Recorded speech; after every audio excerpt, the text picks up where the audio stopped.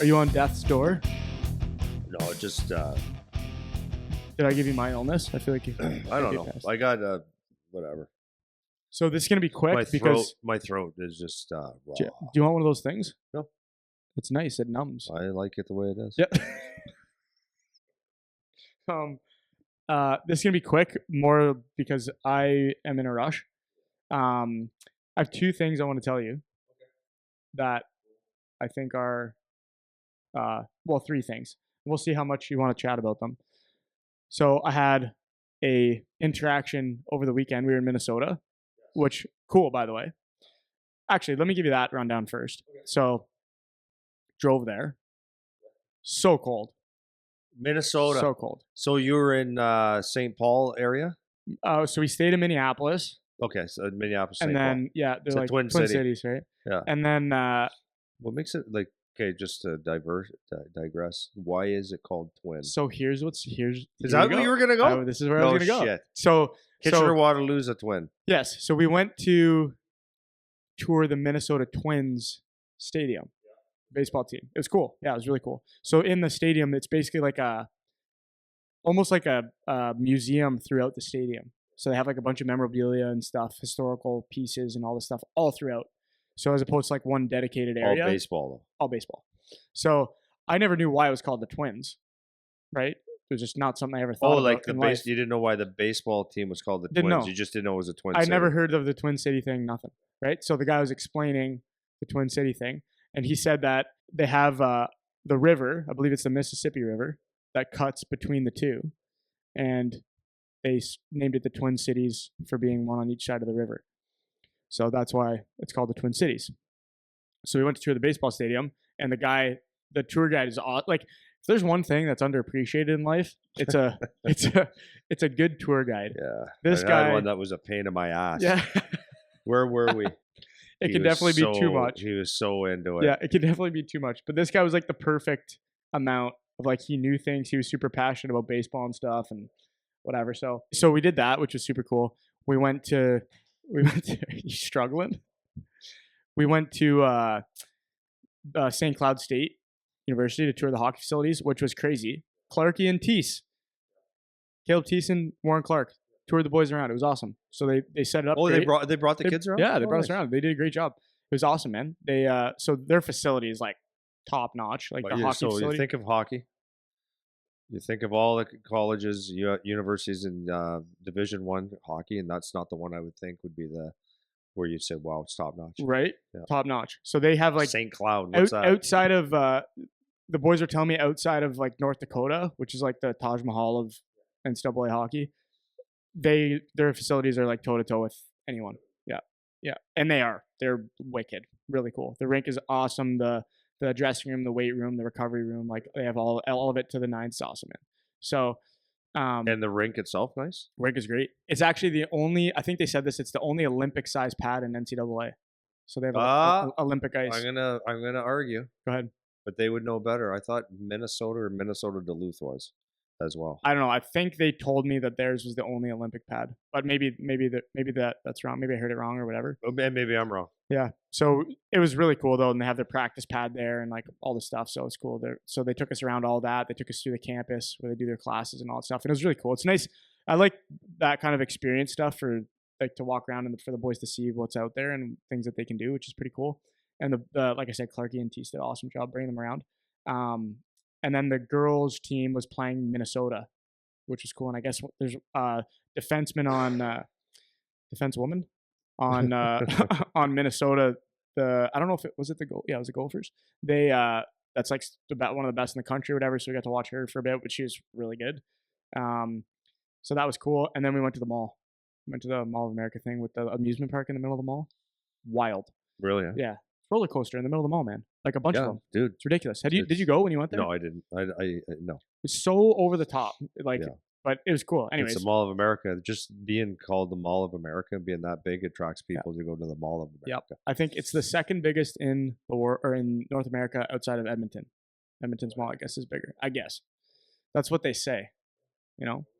So, anyways, while we're there, we played, obviously, we had our games and all that stuff. And before our third game, I believe, we go to, like, we're in the dressing rooms, whatever, getting to play, and just down the hall there by the rink, there's a mom absolutely screaming at the coach of another team.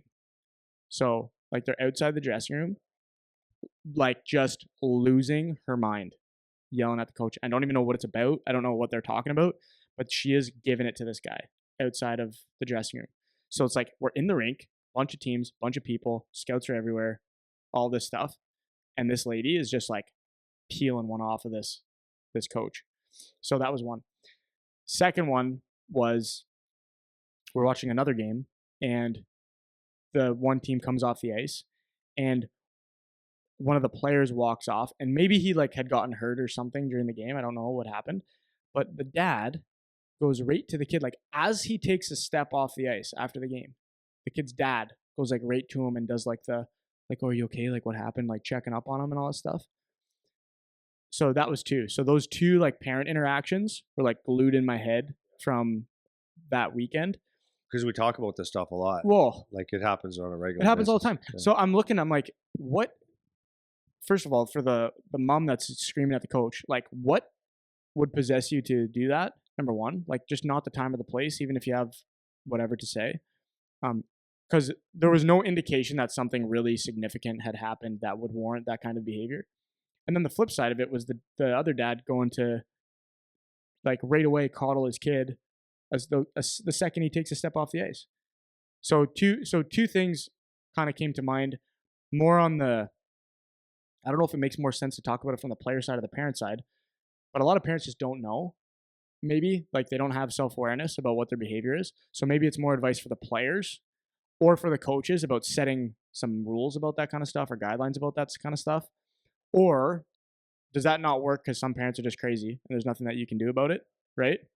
And then from the player side is like maybe not being okay with your dad coming up to check on you as soon as you take one, like you didn't even go in the room yet for the post-game meeting, right? Like you didn't even make it there. And parents are like intercepting their kids. And it wasn't just that, like that was the most extreme example, but even like to take photos and that kind of stuff right the moment the game is over. And there was just something about that felt not correct in terms of behavior. Did you ever have that when you were coaching, like the parents that were doing that kind of shit? And like what would be the, whether we take it from the coach side setting ground rules, the player side not allowing it, or the parents' self-awareness, like what are your thoughts about that situation generally? And then how do we not have that happen? Because like, am I wrong thinking that that's just not a good thing? First of all, maybe I'm off. Yeah, you could be off. I could be off. I don't know. I remember, so my brother, when I played in the OHL, my brother was playing his first year in the OHL. He was a goalie, so it was in. He played for Cornwall. I was playing for the Sudbury Wolves at the time, and my uncle wanted to take a picture, and I didn't. I'm like, I'm not even asking my coach. Not then. Anyways, he wanted to get us at center ice and take a picture before or after the game, and I think I don't know if he asked me, but I was like, I'm not even going to ask my coach, but he might have put a request into the team, and they may have said yes or no. I don't know, but when they asked my brother's coach, Orville Tessier was his name, he lost it on him. So there's no chance he's getting a picture. So like that's old school hockey, but you'll see a lot of times now in games where a brother will play against a brother, cousin. It's a lot more social media. And they get pictures, and maybe that old school thing is gone. I don't actually see the harm in it, but like my true feelings at the time were, I didn't want to take a picture with my brother before or after the game because like it was a hockey game, but that's kind of old school. So I just I don't think I don't have a feeling towards it, but I don't like making a spectacle of things anyways. It's not a spectacle, but I just like. That's a good point, though. I think but I'm not like, sorry, I'm not to cut you off, but I'm not like I don't have photos. I have a couple of pictures on here. I don't take pictures. I don't care. Like, so that kind of stuff doesn't really get to me anyways. It's not important to me. Yeah, I guess that's a good point though. Like if there's special circumstance, if it's a certain game or whatever that something warrants a photo, like maybe that's fine. I didn't really think of that, but there's something about it that plays into that like coddled thing, and maybe it's because I saw him at the same time. Like I saw this guy's dad come up to like check on his knee for Yeah. right away. Well, like, okay. So what I was gonna say to you on that though, like as I was thinking, I don't want to lose my thought before I blow the snot out of my nose here. Is is you know what I've actually learned to um, learn to over the last especially a few years is, and when I ran into my old ex teammate, I told you I ran into Terry Chitteroni last week, right? So anyways, we had a good conversation the other day about the OHL and teams and culture and all this kind of stuff, and he's old school, tough as nails, whatever. And you know, he said exactly what I say all the time. But he goes, it's so refreshing to talk to you, um, and a few other people. But he goes, it's refreshing to talk to you because you played and you actually understand. He goes, I can't talk to people in hockey. He goes, like it's just they don't know because they don't know the game, right? Like so you get frustrated. But my point to that is that I've come to the point in my life, I think, where I just not accept, but I just you know, you do you. You just do you. Like even with the podcast, like I read when the odd time when I read the comments, I go, "What are you commenting about? I don't understand. Like that's not even what we were talking about." Or you know that it's right out of context. But I'm like, you just go be you. You do you, and I'm gonna do me, and whatever happens, right? So like when I see, it used to bother me because of course when I'm training a kid and I'm teaching them principles of hockey, like for example, let's just use the one that we've used last week or two is like, you know, not showing weakness necessarily in being injured. Like so people say, well, if you're hurt, whatever they say. But we were just teaching them is we're the point that I was trying to say to my kids is like you're most of the time you think that you're injured or hurt, you're not. And if you are, then you'll know, and then you can't get up. So then you can go and get a, you know, then we'll do the appropriate measures to make sure that you're taken care of. It covers my ass, covers yours. So people get all bent out of shape. It's like you do you then. That's all you do you. So like the guy that came off and his son was, you know, he said took one step off the ice and he said he had him. It's like, you know, I look at that and I go, dude, let the kid like at least shake it off or don't make like to me that might make it worse. But maybe that kid had a knee injury before. Maybe like I'm just yeah, saying. No.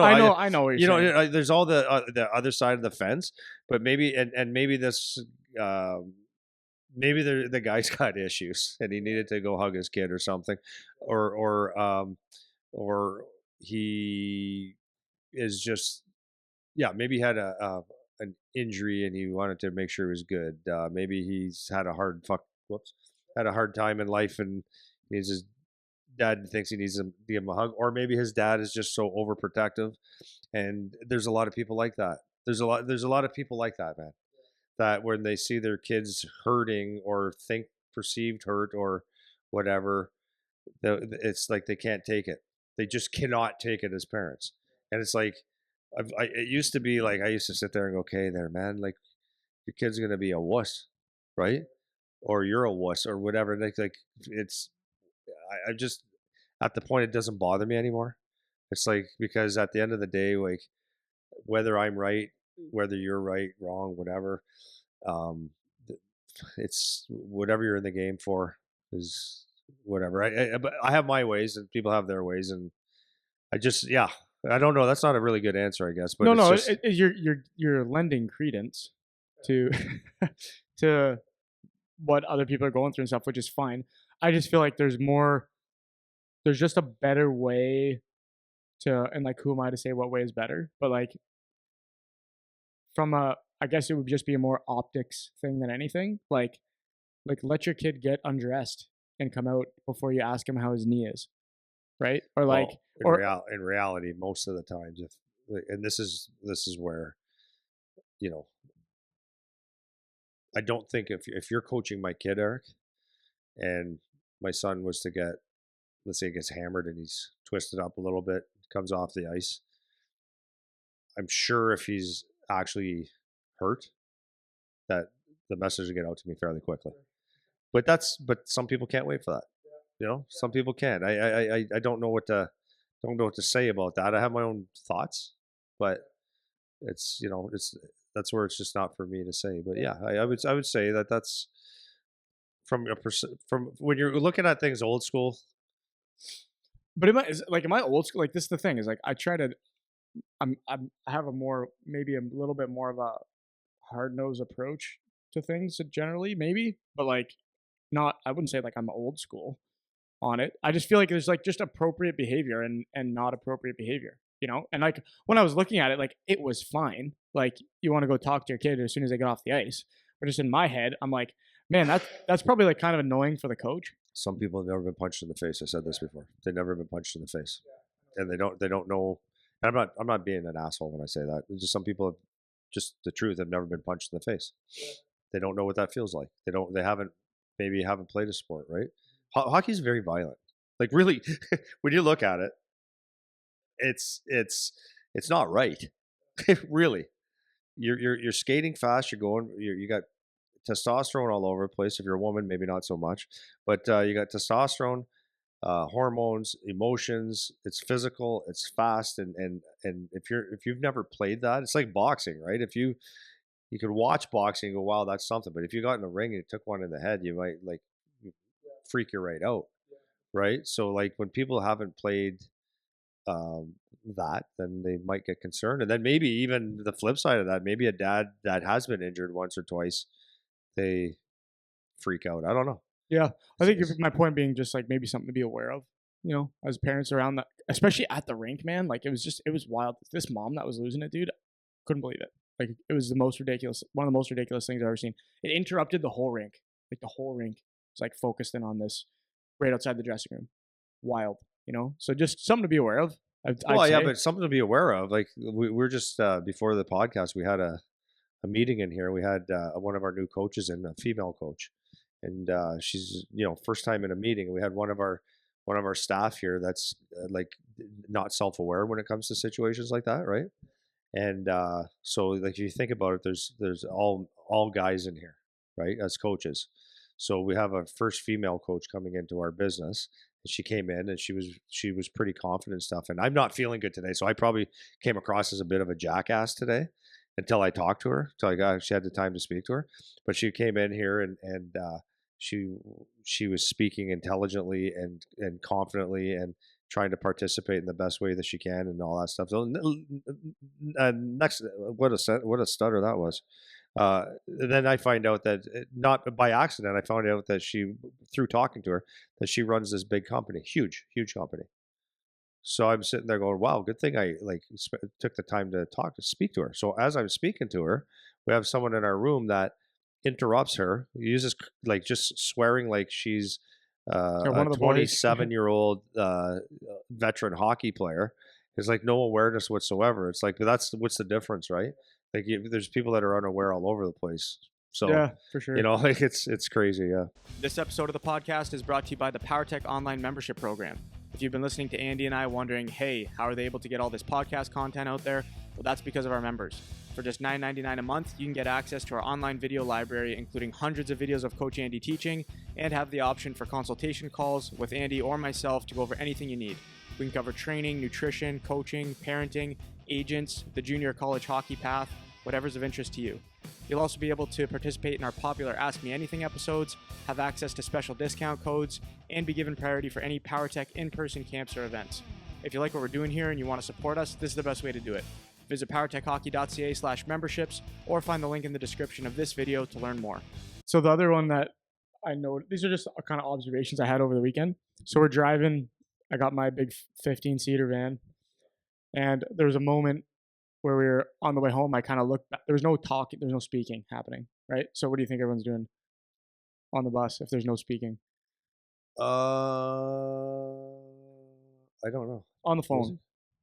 Oh, I thought you said, "What are you doing?" No. Oh yeah. Phone, So I look in the just happened to look in the rear view, and it wasn't this the whole time at all, but just like there were moments where it's like no one's speaking, and I would just look and check in the rear view, and everybody's looking at their phone, flipping, scrolling, and it kind of just like not that I didn't realize it before, but it just kind of reminded me or gave me a refresh on what a distraction that is to have to navigate and live through when you're a kid, and how none of us had that.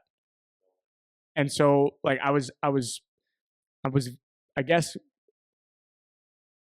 trying to reestablish my own awareness about the fact that I'll never know what it's like to have to develop with that always in my face, you know? So when we're, you know, as coaches, as parents, as teachers, as whoever that's trying to mentor and help these kids out, we can put expectations on them with the phones specifically. And like, we don't even know what that's like. Like to be 12 and have a iPhone with everything on it in the whole world and all the distractions possible and things engineered to keep my attention. Like I'll never know what that's like to try to deal with. And so when we're you know, being hard on these kids about, you know, the phones and about the distractions that they have, there needs to be like a little bit of recognition on the fact that we don't know what that's like. So in the same sense, how we talk about, you know, if you've never played hockey, it's just a perspective that you'll never know. So if you're gonna coach, if you're gonna be a GM, if you're gonna be a whatever, but you've never played, you just won't understand that element. There's something you'll never understand about that element, right? And so this was just something that I realized I recognized when we were on our way, and I was looking at it like, man, like that's hard. Like that's a hard thing to have to deal with. You know, like anybody can contact you any time of the day. Your social media apps that are made to try to distract you with stuff, like having to deal with that is not something I had to do. It's not something that most coaches, parents, people had to do. And we're just as distracted as they are. And we try to enforce on them, you know, the put the phones away, no phones in the room, no this, no that, whatever. And like, we just don't know what it's like, you know? And I thought that was kind of an interesting kind of thing to realize. Yeah. I don't know if you have any thoughts on that, Jim. Well, I do, like, ironically enough, you like that word? This morning I was driving in and I have my whatever podcast I like to listen to. And this morning was the coach's site Glass and Out, Yeah, their podcast. Who is it, Larissa, whatever today? Yeah, she was great. It was talking about phone usage and how it's the science behind it. Was that what the episode was about? Yeah, I it's awesome. Her name. Really? It's awesome. Yeah, it's awesome. It's that's the thing that people don't want to hear, right? But it's like it shows you scientifically, or I don't know, studies show, right? Where it just talks about the dopamine levels and how distracted you can be. Gives you information on how much time before and after your sport that you should be away from it, because your reaction times are way off. Like you're talking hockey. Like I'm gonna butcher this, but you know you got to make a play. You're thinking about 3 different things, but it's going to take you a lot longer because your mind isn't sharp because it's your dopamine depleted or it's asking for dopamine, whatever. And so really, really interesting. And you know, when a lot of the teams now, NHL teams and stuff, they do studies on this, and like for sleep, for all the blue light, the phone, and all that stuff. And it's like, you know what, we all know, like it's ridiculous. You sit there and you can get lost in it, right? I mean, we talked the other day. We were laughing on our Instagram. You started looking at animals eating. Oh my god! Just accidentally. Yeah. And then you get on a butchered meat. Like, and you can get all crazy. this stuff, and you can sit there for an hour and just waste your on life nothing away. productive. Yeah, like, nothing productive. You know.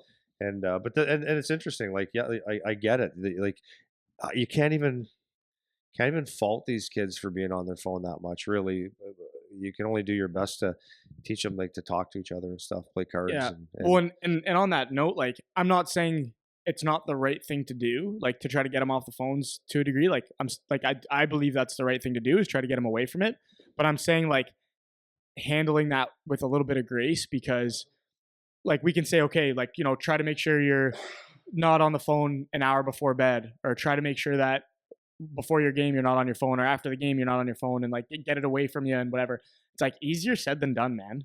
Right? It really is easier said than done. So it's like, especially with kids that are developing, like I would be curious to see, even in like the NHL or professional leagues with adults, like how easy is it for them to get rid of their phones for an hour before, for an hour after, and this kind of stuff. And then we're going to ask that of, you know, 10 to 15-year-olds when they don't know anything about anything. They're the most distractible ever. And like how difficult that is to just, even in class, like put your phone away, do this, do that. I'm not saying it's not the right thing to do. I'm just like trying to I'm trying to acknowledge the potential difficulty of that, having no concept myself of having had to do that. When I was in grade 11, I remember I got my first flip phone in like, it was grade 10, maybe grade 9. And it was a Nokia Slide. That was my first phone. And it had that, what's that? It's almost like, it's not Pong, but it was almost like you break, the ball hits the Oh thing yeah, and you it get lost in that breaks. shit.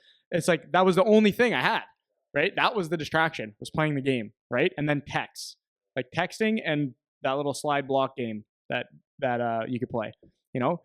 And then from there, like I didn't get like grade 12, I had a BlackBerry Bold, and it was the same thing. Like there was BBM, which would be like something kind of similar to like a WhatsApp or like a texting application, and it was the same game, like the Brick Breaker game, right? That was it.